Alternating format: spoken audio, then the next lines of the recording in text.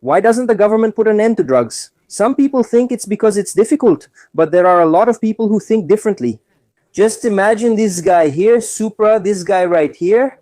So he sells his illegal goods to another person who will resell them to someone addicted.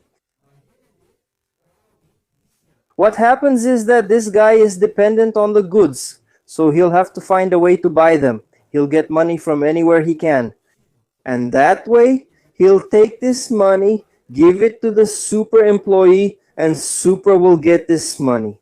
So look, there's money going into this guy's hands. He's going to make some money. There's money going to this guy.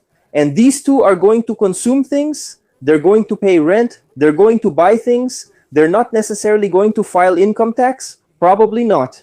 Maybe Supra will do something to try to turn his money into something illicit. For example, he can open a small shop, and in this shop, he takes part of this money and pretends that someone bought things there. He turns this money into something illicit. And now, money that maybe was just sitting there in the hands of our consumer will start circulating again, going to the employee, going to the supplier, coming back to the shop, turning into taxes. The more money circulates, the more the government collects. And one thing is certain, this generates an absurd amount of money. That's why so many people get involved in these things. And the government doesn't really care about the person who's addicted. This guy will die from a gunshot, and this one likely won't live past 30.